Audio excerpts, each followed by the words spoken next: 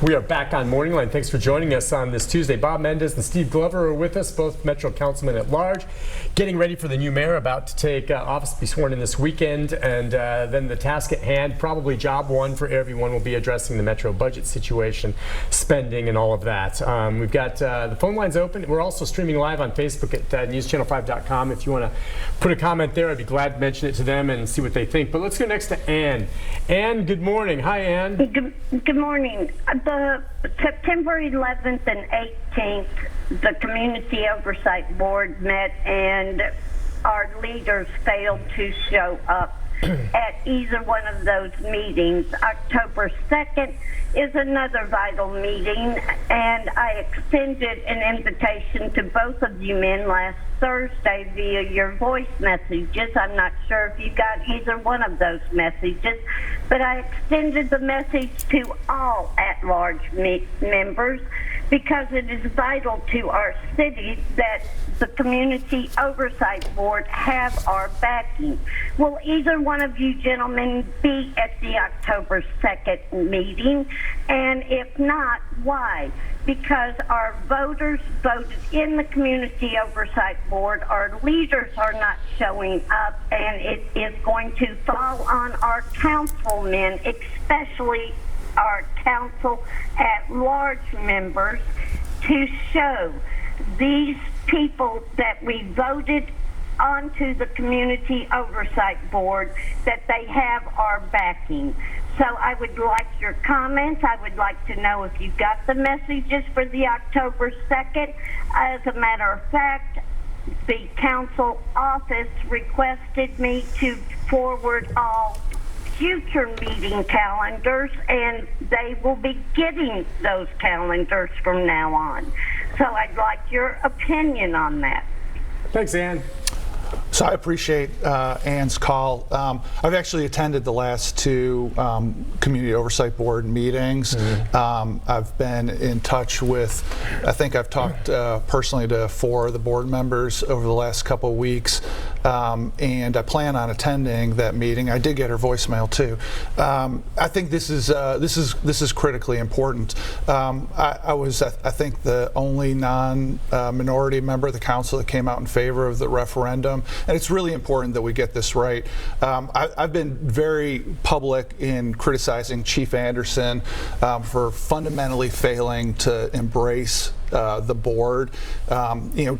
DA Glenn Funk came to the meeting, and it was palpable the sense of cooperation that he and his chief lieutenants had for the board, and then juxtapose that against the police department not showing up and playing cat and mouse with information. And listen, the men and women of the Metropolitan Nashville Police Department do an awesome job, and I give them the highest amount of credit. I think Chief Anderson as a leader has failed and continues to fail in connection with the Oversight Board, and I'm hopeful that our new mayor gets him squared away on the level of cooperation that's required for the board.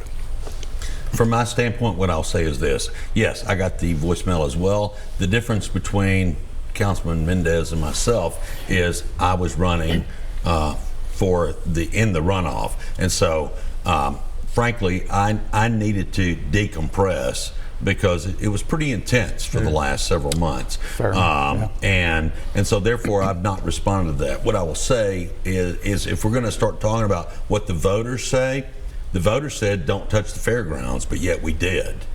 And so, yes, I want to always respect what the voters have to say to us. I would like for us to respect what the voters say. If I can work it out in my calendar, I will. I'm just now kind of getting back into the game as far as my schedule, and I'll look at it. So I don't typically answer a question and say, yes, I'll be there or I'll do this or that until I confirm what I can do, because I, like yourself, have a full-time day job. And I have clients that a lot of times we have to meet in the evenings, and unfortunately for me, over the last 3 weeks, I've had 2 clients pass away that have occupied my time a great deal. So yeah, I got the message. I just haven't been able to respond to it. Normally I will respond much quicker, but I took some time off to try and get ready, because here we go. I mean, here we are right now, and our first first official meeting is a week from today, but here we are. Yeah. And I just got elected, a week and a half ago. So, I'll apologize. I typically try to return calls and emails within a 24-hour period. On this one, it slipped through on me. Okay. Because, frankly, I got the message. It's just I wasn't in that mode. I'm curious too, by the way, you talked about the police chief and your thoughts on, I'm not sure how you feel necessarily, but when there were all 4 candidates running for mayor, they were all asked about the future of the chief. Some of them said, no uncertain terms, he'd be out if they won. I think Mayor Cooper, wasn't quite as straightforward in that regard. I think he said, it's an issue for the mayor. I'll address it if I win. Yeah, and he didn't go necessarily one way or the other. But I'm just curious. I assume it'll be reviewed, and he'll look at it, and he obviously can decide if the chief stays on or not. What are your thoughts on that? Well, I've been for, I think, a year or so calling for, I wish he would step down. I wish the mayor's office, whoever is sitting in the mayor's office now Mayor Cooper, would give a specific set of, you need to do X, Y, and Z, or else you'll be removed as chief. And for whatever reasons, the last 2 mayors haven't done that. I'm hopeful that Mayor Cooper does. Yeah. How do you feel about the chief? Well, regardless of how I feel about it, frankly, he and I are 100% in sync on this one. It's the mayor's call. What he decides to do will be his call. I don't have a dog in that hunt, as it were. So from my standpoint, I'm not going to sit here and criticize nor praise, because I think we've got an opportunity before us now to go in and work on some really challenging issues and stay focused on what our job is and let the mayor-elect do his job. And then we collectively, hopefully, will be the glue that come together to take care of our city. So I don't tend to offer an opinion on that piece of it normally. And I know, Nick, I always have an opinion. But on this one, I really don't, because there's nothing about it I can do. Nothing. All right. Let's take a call from Evan then. Let's see. Evan, good morning. Hi, Evan. What's on your mind? Yeah, the subject is metro government, but you began by talking about the state. Does the state pay more attention to Nashville than the other cities because we're the state capital, and where will the leaders walk? It's an interesting question. Obviously Nashville is such, is the crown jewel in a lot of ways of the state of Tennessee. Memphis, Knoxville, but you think we get more attention because of the capital? Do you think that has anything to do with that? I think, well, first of all the state legislators are in Nashville a lot of days per year, and so they're part-time residents, but they spend a lot of nights in Nashville, so I think it's natural to pay a little more interest. And the reality is I don't know the exact number, but we're a massive oversized percent of the state's economy at this point. And so we warrant that attention.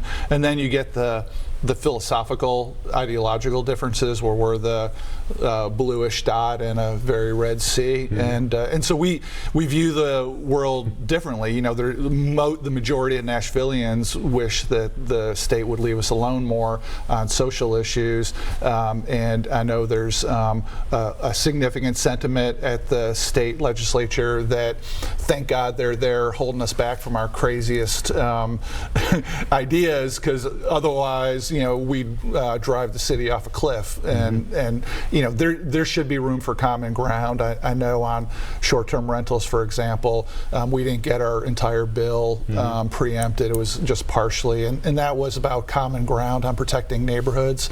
And so we should try harder to find that common ground. Common ground. He and I will agree that the state wants to see us succeed. Okay. Yep. But we can't keep poking the bear. We can't keep doing things that are unconstitutional. We're not a sovereign city inside of a sovereign state.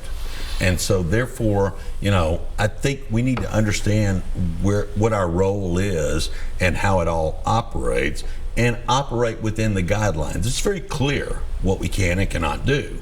And so from my standpoint, I firmly believe the state would like for us to manage things and do everything the way we're supposed to. Unfortunately, we cross lines and we get into areas, and I warn us about, I stopped warning us because nobody wanted to listen anymore.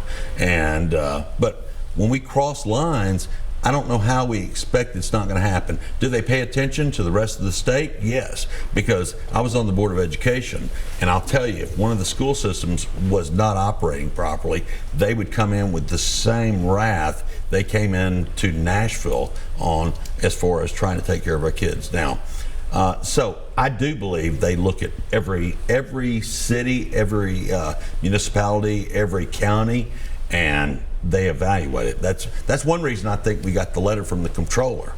Well, we need to poke the bear enough to bring it into this century at least. All right, we'll take a break. I'm poking the bear.